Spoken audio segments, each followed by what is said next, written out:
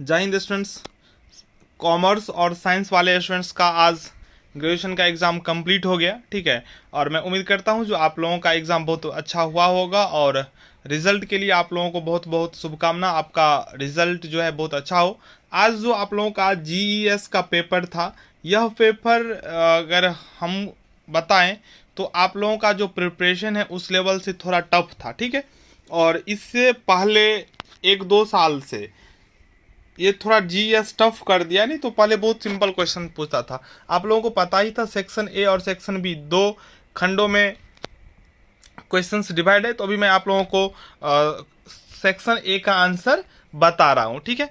पहला जो प्रश्न था वह 3 जुलाई 1972 को इंदिरा गांधी और जुल्फिकार अली भुट्टो के बीच किस समझौते पर हस्ताक्षर किए गए थे। तो 3 जुलाई 1972 को इंदिरा गांधी और जुल्फिकार अली भुट्टो के बीच जो समझौता हुआ था वो समझौता था शिमला समझौता। एक का ऑप्शन डी होता, ठीक है। दूसरा प्रश्न है निम्नलिखित में से किस भारतीय परंपरा को हाल ही में मानवता की अमूर्त सांस्कृतिक विरासत के रूप में घोषित किया गया है। मानवता की अमूर्त सांस्कृतिक विरासत के रूप में हाल ही में कुंभ मेला को शामिल किया गया है। तो 2 का हो जाएगा ऑप्शन बी। तीसरा प्रश्न है सिंधु जल संधि पर किसके बीच हस्ताक्षर किए गए थे। तो सिंधु जल संधि पर जवाहरलाल नेहरू और अयूब खान का हस्ताक्षर हुआ था। चौथा प्रश्न है पंचशील निम्नलिखित के बीच एक समझौते का परिणाम है। तो पंचशील समझौता पर नेहरू और चाउ एन लाई का सिग्नेचर हुआ था। इन्हीं दोनों के बीच समझौता हुआ था पंचशील, इसलिए 4 का हो जाएगा सी।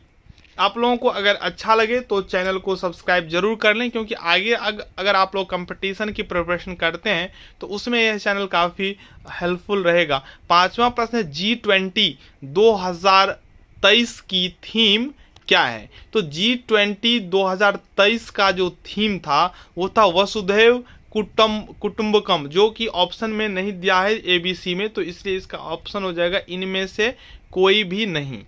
चलिए, छठा प्रश्न है संयुक्त राष्ट्र सुरक्षा परिषद के अस्थायी सदस्यों की कुल संख्या है। संयुक्त राष्ट्र सुरक्षा परिषद के अस्थायी सदस्यों की कुल संख्या जो है वो है 5। संयुक्त राष्ट्र सुरक्षा परिषद के अस्थायी सदस्यों की संख्या 5 है।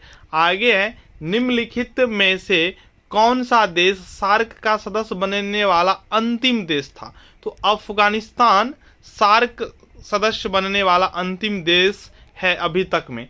8वां प्रश्न है गुट निरपेक्षता की भारतीय विदेश नीति का सूत्रपात किसने किया। तो इसका आंसर हो जाएगा जवाहरलाल नेहरू।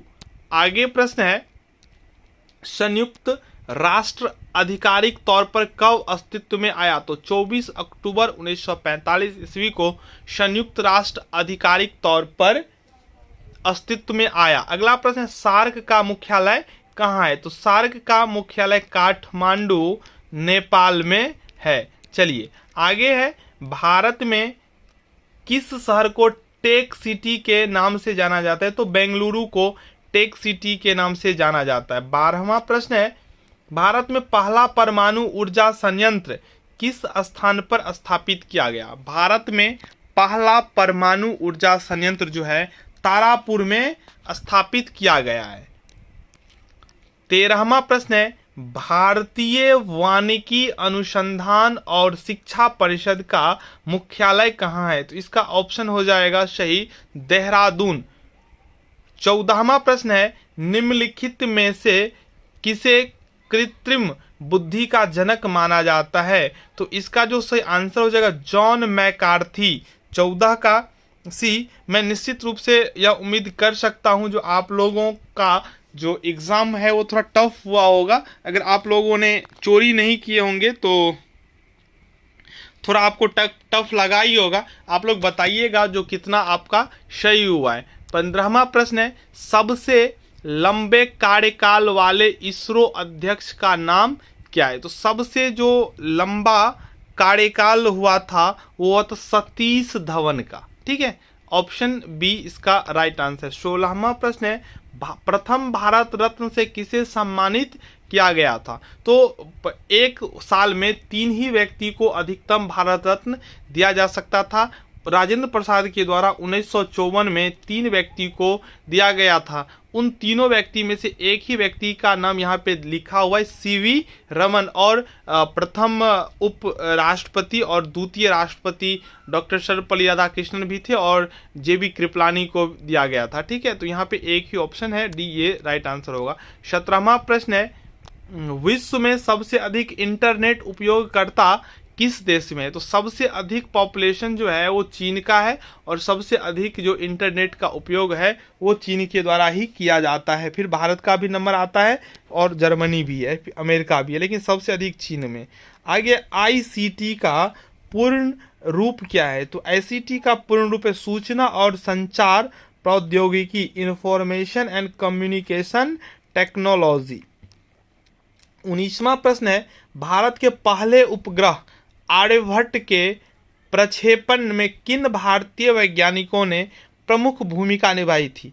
तो भारत का जो पहला उपग्रह था आर्यभट्ट, जो 1975 में लॉन्च हुआ था, उसमें जो वैज्ञानिक थे वो थे विक्रम साराभाई। 19 का ऑप्शन डी होगा। ठीक है, चलिए आगे है मंगल ग्रह पर भेजे गए नासा के शोध यान का क्या नाम है? मंगल ग्रह पर भेजे गए नासा के शोध यान का नाम जो है वो है रोवर।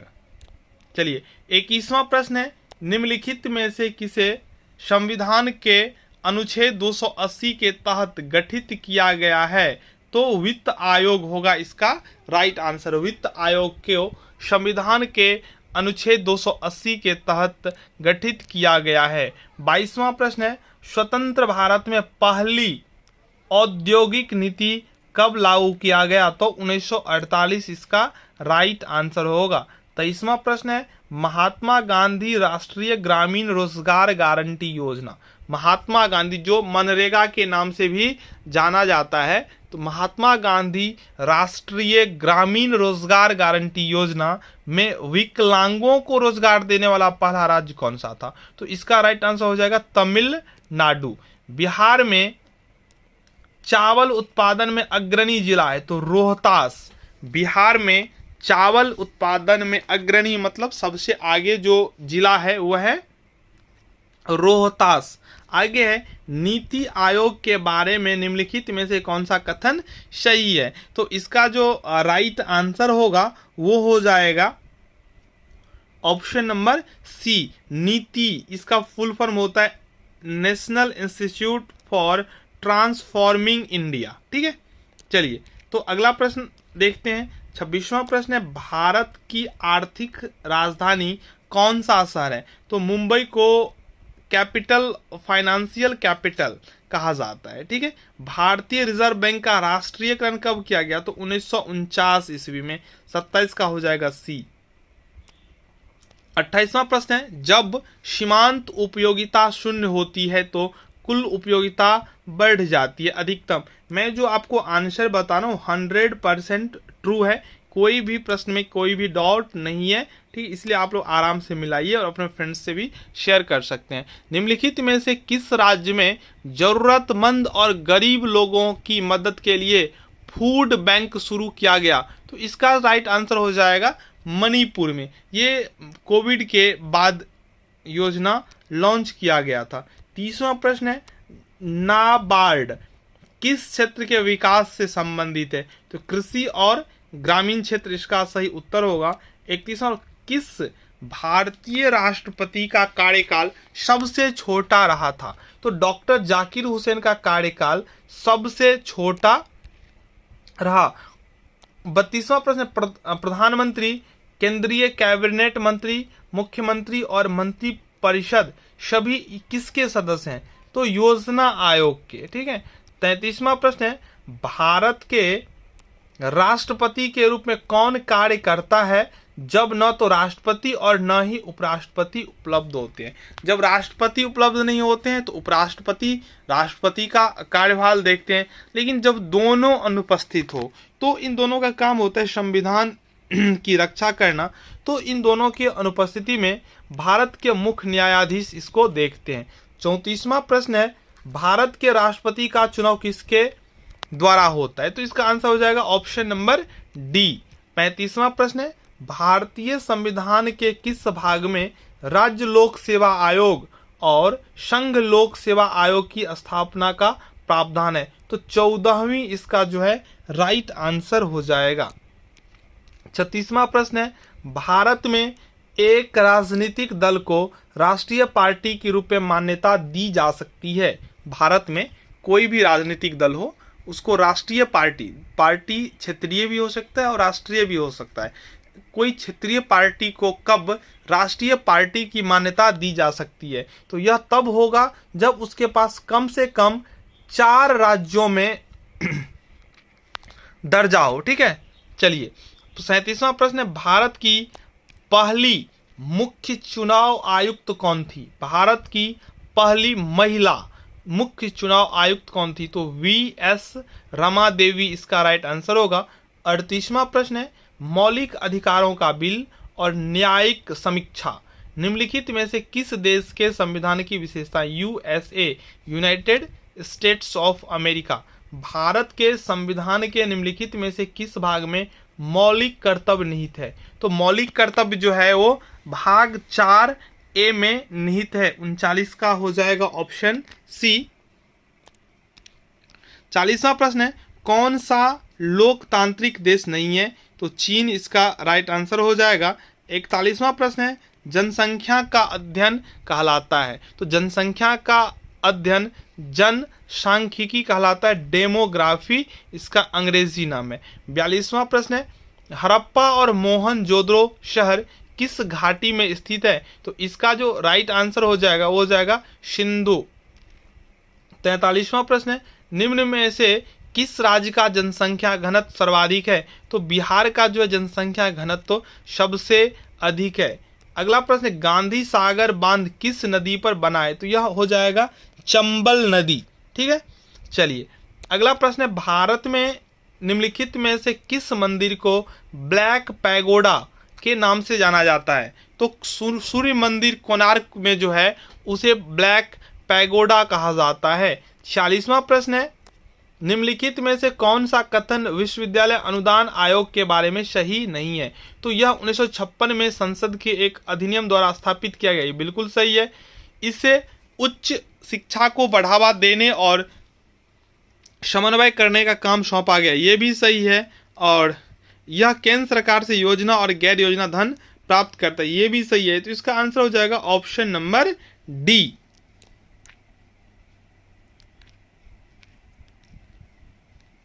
चलिए, 47वां प्रश्न है, पारसियों का पवित्र ग्रंथ है? तो जेंड अवेस्ता जो है पारसियों का धार्मिक ग्रंथ है। 48वां प्रश्न है, मोहिनी अट्टम नृत्य शैली मूल रूप से किस राज्य में विकसित हुई? तो इसका राइट आंसर हो जाएगा केरल। 49वां प्रश्न है, भारत के वर्तमान राष्ट्रीय ध्वज को किसने डिजाइन किया था? तो भारत के वर्तमान राष्ट्रीय ध्वज को पिंगली वेंकैया ने डिजाइन किया था। 50वां प्रश्न है, सौर मंडल का सबसे बड़ा ग्रह कौन सा है? तो सौर मंडल का जो सबसे बड़ा ग्रह है वो है बृहस्पति। तो यहाँ पर आपका सेक्शन ए कंप्लीट होता है, इसके बाद सेक्शन बी कंप्लीट होगा, जो हम आपको नेक्स्ट वीडियो में प्रोवाइड करेंगे। इस वीडियो में इतना ही। अगर आपको अच्छा लगे तो वीडियो को लाइक कर दें, चैनल को सब्सक्राइब कर लें और बने रहें नेक्स्ट वीडियो के लिए। तब तक ये आंसर मिला के बताइए कितना सही हुआ। धन्यवाद।